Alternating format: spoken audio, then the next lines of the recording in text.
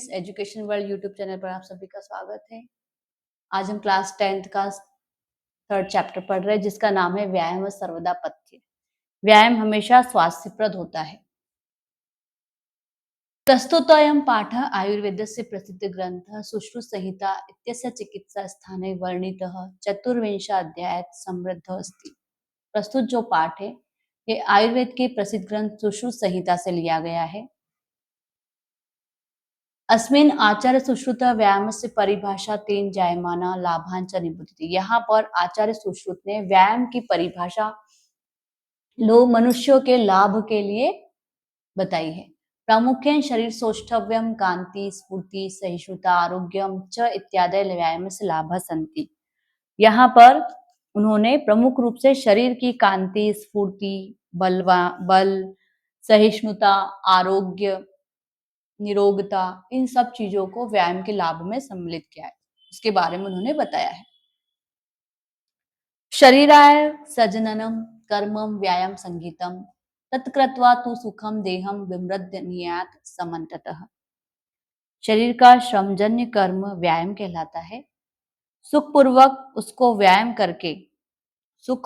उसको करके पूरी तरह से शरीर की मालिश करनी चाहिए।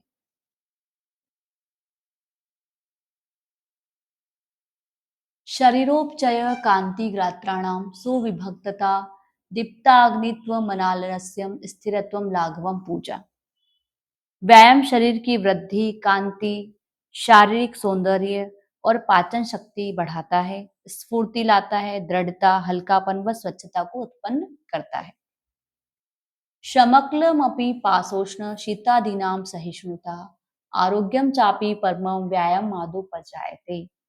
व्यायाम करने से परिश्रम से उत्पन्न थकान प्यास गर्मी सर्दी सहने की शक्ति उत्पन्न होती है, साथ ही हमें परम आरोग्य यानी अच्छा स्वास्थ्य भी प्राप्त होता है। न चास्ति सदृशम तेन किंचित स्थूलपाकर्षणम न च व्यायामिनम मर्त्य मर्द यंत्रयो बलात्। उसके समान स्थूलता अर्थात मोटापे को दूर करने वाला कुछ भी नहीं है और व्यायाम करने वाला व्यक्ति को शत्रु भी अपने बल से कुचल नहीं सकते, अर्थात वो कोई भी उसे हानि नहीं पहुंचा सकता। न चैनम सहसा क्रम्य जरा समाधि रहती स्थिरी भवती मासम च व्यायाम भीरतस्य च। व्यायाम करने वाले पर बुढ़ापा भी आक्रमण करके नहीं चढ़ता, यानी जल्दी बुढ़ापा भी उसे नहीं आता। और व्यायाम में तल्लीन रहने वाले मनुष्य का मांस भी स्थिर रहता है। स्थिर रहता है मतलब कि ना वो ज्यादा मोटा होता है ना पतला होता है, अर्थात व्यायाम करने वाला व्यक्ति जल्दी बूढ़ा भी नहीं होता और उसका शारीरिक सौंदर्य भी बना रहता है। व्यायाम अस्मिन् गात्रस्य पदाभ्युत्वर्तितस्य च व्याधयो नोपसर्पन्ति व्यन्ते विमारोगाः वयोरूप गुणैहिनपि कुर्यात् सुदर्शनम। व्यायाम करने से जिसका शरीर पसीने से गीला हो जाता है तथा दोनों पैरों को ऊपर उठाने वाला आसन करता हो, उसके पास रोग उसी प्रकार नहीं आते जिस प्रकार से गरुड़ के पास सर्प नहीं जाते। व्यायाम आयु गुण रूप है ना, जो इनसे हीन व्यक्ति होता है उसके व्यक्तित्व को भी सुंदर बना देता है। व्यायामो हि सदा पथ्यो बलिनाम स्निग्ध भोजिनाम स च शीते वसंते च तेषां पथ्यतमः स्मृतः। व्यायाम करने वाले व्यक्ति का यदि वह विरुद्ध भोजन भी करता है, यानी अपने शरीर के विरुद्ध भी भोजन करता है, तो वो क्या कर लेता है, उसको पचा लेता है। उसमें इतनी शक्ति होती है कि वो विरुद्ध भोजन को भी पचा सकता है, चाहे वह अच्छी तरह पका हुआ हो या ना हो। व्यायामो हि सदा पथ्यो बलिनाम स्निग्ध भोजिनाम स च शीते वसंते च तेषां पथ्यतमः स्मृत। स्निग्ध भोजन यानी कि जो चिकनाई वाला भोजन करने वाले बलशाली व्यक्तियों के लिए व्यायाम सदा कल्याणकारी होता है, यानी कि जो लोग ज्यादा घी तेल वगैरह खाते हैं उनके लिए व्यायाम बहुत ही कल्याणकारी यानी लाभदायक होता है।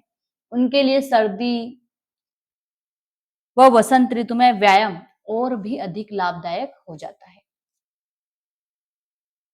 सर्वेश्वतु हरः पुंभिरात्महितेशी भी बल से आर्धन कर्तव्य व्यायामो हन्यन्यथा। अतः अपना हित चाहने वाले पुरुषों के द्वारा सभी ऋतुओं में यानी सभी ऋतुओं में हमेशा प्रतिदिन साल भर अपने आधे बल के साथ व्यायाम करना चाहिए, अन्यथा हानिकारक भी हो सकता है। अधिस्थान स्थितो वायुर्यदा वक्त्रम प्रपद्यते व्यायाम कुर्वतो जंतुस बलास्यार्ध लक्ष्मणम। जब व्यायाम करते हुए मनुष्य के हृदय में स्थित वायु मुख को प्राप्त होती है, यानी कि सांस फूलने लगती है, तो वह उस मनुष्य के आधे बल का लक्षण होता है। वयोबल शरीराणि देश काल शनानानि च समीक्ष्य कुर्याद व्यायाम अन्यथा रोगमाप्नुते।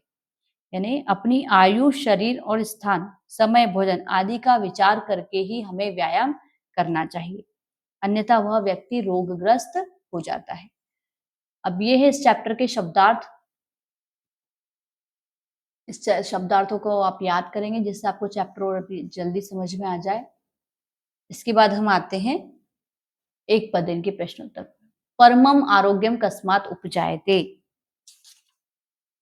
अच्छा स्वास्थ्य किससे प्राप्त किया जा सकता है?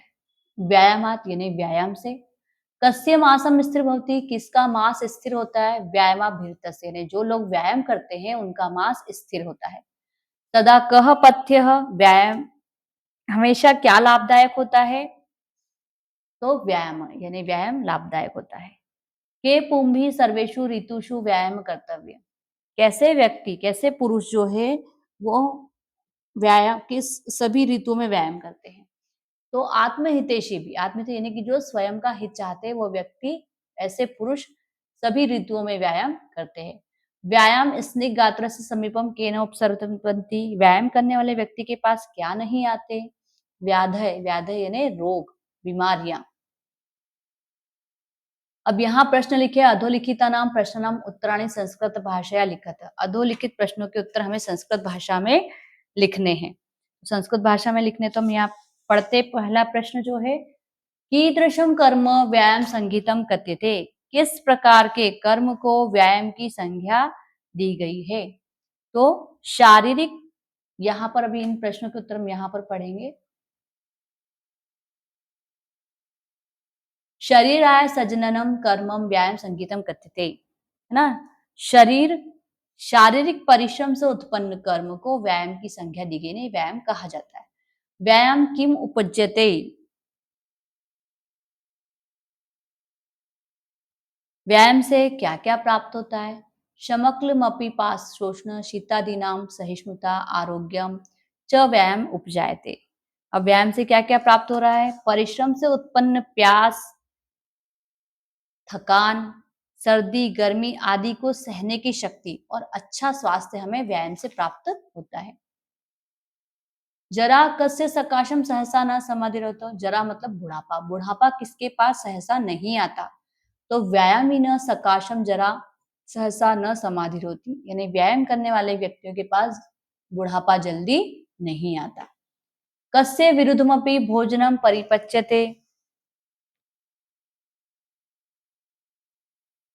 किस व्यक्ति को विरुद्ध भोजन भी पच जाता है? व्यायाम कुर्वता विरुद्धमपि भोजनम परिपच्यते, व्यायाम करने वाले व्यक्ति विरुद्ध भोजन को भी पचा लेते हैं। कियता बलेन व्यायाम कर्तव्य, कितने बल से व्यायाम करना चाहिए? बलस्य अर्धेन व्यायाम कर्तव्य, आधे बल के साथ व्यायाम करना चाहिए। अर्ध बलस्य लक्षणम किम, आधे बल का लक्षण क्या है? व्यायाम कुर्वत हृदय स्थान स्थित वायु यदा मुखम प्रपद्यते तद बलार्धस्य लक्षणम अस्ति। व्यायाम करते समय हृदय में स्थित वायु जब मुख में आ जाती है, मुख को प्राप्त होती है, और तब यह आधे बल का लक्षण कहा जाता है या होता है। ठीक है, तो ये थे आपके एक वाक्य के प्रश्न उत्तर। अब हम आते हैं प्रश्न नंबर 3 पर। लिखा है उदाहरणाम सृत्य कोष्ठक गतेषु पदेषु तृतीया विभक्ति प्रयुज्य रिक्त स्थानानि पूर्यत। उदाहरण के अनुसार कोष्ठक में दिए गए पदों को तृतीया विभक्ति में प्रयोग करते हुए रिक्त स्थानों में भरिए। कोष्ठक में लिखा है गुण, तो गुण का हो जाएगा गुणे। यहाँ लिखा है बल स्यार्ध, बल स्यार्धेन हो जाएगा व्यायाम करते हुए, आधे बल से व्यायाम करना चाहिए। व्यायाम का हो जाएगा व्यायामेन, व्यायामेन सदृशम किंचित स्थलोपकाशनम अस्ति, व्यायाम के समान कोई भी दूसरा मोटापा कम करने का साधन नहीं है। विद्या का हो जाएगा विद्या बिना जीवनम नास्ति, विद्या के बिना जीवन नहीं है। चरण का हो जाएगा चरणेन, सह चरणेन खंजः अस्ति, वह पैर से लंगड़ा है। नासिका का हो जाएगा नासिकया, सूपकारः नासिकया भोजनम जिघ्रति, रसोइया नाक से भोजन को सूंघता है, जिघ्रति यानी सूंघता है। अब आते प्रश्न निर्माण पर। प्रश्न नंबर 4 है, प्रश्न निर्माण करिए। शरीरस्य आयासजनम कर्म व्यायाम इति कथ्यते, शरीर के द्वारा किया गया कर्म व्यायाम कहलाता है। तो किसके द्वारा? तो आ जाएगा कस्य, शरीरस्य हट जाएगा, आ जाएगा कस्य आयासजनम कर्म व्यायाम इति कथ्यते, किसके द्वारा किया गया कर्म व्यायाम कहलाता है। अरय व्यायामिनम न अर्दयन्ति, शत्रु भी व्यायाम करने वाले को कुचल नहीं सकते। कौन नहीं कुचल सकते? तो के व्यायामिनम न अर्दयन्ति, कौन व्यायाम करने वालों को कुचल नहीं सकते? आत्महितैषी भी सर्वदा व्यायाम कर्तव्य, आत्म यानी अपने स्वयं का हित चाहने वाला व्यक्ति हमेशा व्यायाम करता है। तो कौन करता है, किस प्रकार से करता है? तो का भी सर्वदा व्यायाम कर्तव्य। व्यायाम कुर्वत विरुद्धम भोजनम अपि पच्यते, व्यायाम करने वाला विरुद्ध भोजन को भी पचा लेता है।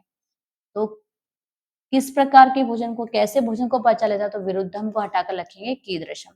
व्यायाम कुर्वतः कीदृशम भोजनम अपि परिपच्यते, व्यायाम करने वाला कैसे भोजन को भी पचा लेता है। गात्राणाम सुविभक्तता व्यायामेन संभवती, शरीर के अंगों का सौंदर्य व्यायाम से संभव है। तो किनका? तो केशाम, किसका? तो क्या आ जाएगा केशाम सुविभक्तता व्यायाम संभवती, किनका सौंदर्य व्यायाम के द्वारा संभव है। अगला जो प्रश्न है लिखा है षष्ठ श्लोक से भाव आश्रित रिक्त स्थानी पूर्यत, छठे श्लोक को अनुवाद के साथ में रिक्त स्थान भी पूरे कीजिए और अनुवाद भी लिखिए। ठीक है, अभी इसके पहले हमने अनुवाद पढ़ा था, तो ये आप कर सकते हैं। प्रश्न नंबर 5 है व्यायाम से लाभा इति विषयाकृति पंचवाक्येषु संस्कृत भाषा एकम अनुच्छेदम लिखत, व्यायाम के लाभ को बताते हुए व्यायाम के लाभ के बारे में इस विषय पर आपको 5 वाक्य संस्कृत भाषा में लिखते हुए एक अनुच्छेद लिखना है। तो ये भी आप करेंगे। अगला जो प्रश्न है यथा निर्देश उत्तरत, यानी जो निर्देश है उसके अकॉर्डिंग आपको आंसर देना है।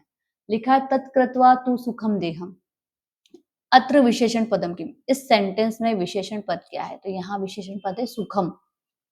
व्याधयो नोपसर्पन्ति वैन्तेय विमोरोगा अस्मिन वाक्य क्रियापदम किम, यहाँ क्रियापद है उपसर्पन्ति, यहाँ ये उ लिखा है उपसर्पन्ति। ठीक है, पुंभिरात्म हितैषी भी अत्र पुरुषे इत्यर्थे किम पदम प्रयुक्तम, यहाँ पर पुरुष के लिए कौन सा शब्द प्रयोग हुआ है? तो पुंभी जो है इसका मतलब होता है पुरुष, तो यहाँ लिखेंगे हम पुंभी। दीप्ताग्नि तो मानलस्य स्त्रीत्वम लाघवम रजा इति वाक्यात गौरवम इति पदस्य विप्रतार्थ पदम चित्वा लिखत, इस पद में गौरव शब्द का विलोम शब्द क्या है? तो गौरव शब्द का विलोम होगा लाघवम। फिर न चास्ति सदृशम तेन किंचित स्थालोपकाशनम अस्मिन वाक्ये तेन इति सर्वनाम कस्मे प्रयुक्तम, यहाँ जो तेन सर्वनाम शब्द प्रयोग हुआ है यहाँ पर ये किसके लिए प्रयोग हुआ है? तो ये व्यायाम के लिए प्रयोग हुआ है, तो लिखेंगे व्यायामाय। इसके बाद आते हैं अगले प्रश्न पर। प्रश्न नंबर 6, इसमें अव्ययों को आपको रिक्त स्थानों में फिल करना है। अव्यय का मतलब ऐसे शब्द होते हैं जो स्त्रीलिंग, पुल्लिंग, एक वचन, द्विवचन, बहुवचन सब में समान रूप से प्रयोग किया जाता है, इनमें कोई परिवर्तन नहीं होता, वो कहलाते हैं अव्यय शब्द या अविकारी शब्द। पहला है व्यायाम कर्तव्य, तो सर्वदा यानी हमेशा व्यायाम करना चाहिए, तो सर्वदा व्यायाम कर्तव्य। यदा मनुष्य सम्यक रूपेण व्यायाम करोति तदा सह सदा स्वस्थ तिष्ठति, है ना, यदि मनुष्य सम्यक रूप से व्यायाम करेगा तब वह हमेशा स्वस्थ रहेगा। व्यायामेन असुंदरा अपि सुंदरा भवति, व्यायाम करने से असुंदर भी सुंदर हो जाते हैं। व्यायामिना जनस्य सकाशम वार्धक्यम सहसा नायति, व्यायाम करने से लोग सहसा यानी अचानक बीमार नहीं पड़ते या अचानक उन्हें बुढ़ापा सहसा नहीं आता। व्यायामेन सदृशम किंचित स्थलावकाशम अस्ति, व्यायाम के समान कोई दूसरा मोटापा कम करने का साधन नहीं है। व्यायाम समीक्षे एव कर्तव्यम अन्यथा व्याधयान्ति, व्यायाम करना एक विचार करके और सही रूप से व्यायाम करना चाहिए, नहीं तो उसके साथ बीमारियां भी आ सकती हैं। अब प्रश्न में लिखा है उदाहरणानुसृत्य वाच्य परिवर्तनम कुरुत। वाच्य परिवर्तन करना है आपको, कर्मवाच्य है, कर्मवाच्य को कर्तवाच्य में परिवर्तित करना है। चलिए करें हम। लिखा है आत्महितैषी भी व्यायाम कृत्य। आत्महित चाहने वालों के द्वारा व्यायाम किया जाता है। और यहाँ लिखा है आत्महितैषिण व्यायाम कुर्वन्ति। आत्महित चाहने वाले लोग व्यायाम करते हैं। बलवता विरुद्धमपि भोजनम पचते। बलवान व्यक्ति के द्वारा विरुद्ध भोजन को भी पचा लिया जाता है। बलवान विरुद्धमपि भोजनम पाचते। बलवान व्यक्ति विरुद्ध भोजन को भी पचा लेता है। जनेह व्यायामेन कांति लभ्यते। लोगों के द्वारा व्यायाम करने से कांति प्राप्त होती है। जनः व्यायामेन कांति लभन्ते। लोग व्यायाम से कांति प्राप्त करते हैं। मोहनेन पाठः पठ्यते। मोहन के द्वारा पाठ पढ़ा जाता है। मोहनः पाठम पठति। मोहन पाठ पढ़ता है। लतया गीतम गीयते। लता के द्वारा गीत गाया जाता है। लता गीतम गायति। लता गीत गाती है। तो कर्मवाच्य में के द्वारा शब्द आ जाता है और इसमें जो होता है कर्ता मेन होता है, कर्ता प्रमुख होता है। ठीक है, यहाँ कर्म की प्रधानता होती है, यहाँ कर्ता की प्रधानता होती है। अगला प्रश्न है अधोलिखितेषु तद्धित पदेषु प्रकृति प्रत्यय च पृथक कुरु। यहाँ पर ये जो शब्द दिए गए इनमें से प्रकृति और प्रत्यय अलग करना है, यानी मूल शब्द और प्रत्यय को अलग करना है। पथ्यतमः पथ्य प्लस तमप। सहिष्णुता सहिष्णु प्लस तल। अग्नित्वम अग्नि प्लस त्व। स्थिरत्वम स्थिर प्लस त्व। लाघवम लघु प्लस अण। यहाँ पर ये आपका चैप्टर कंप्लीट होता है।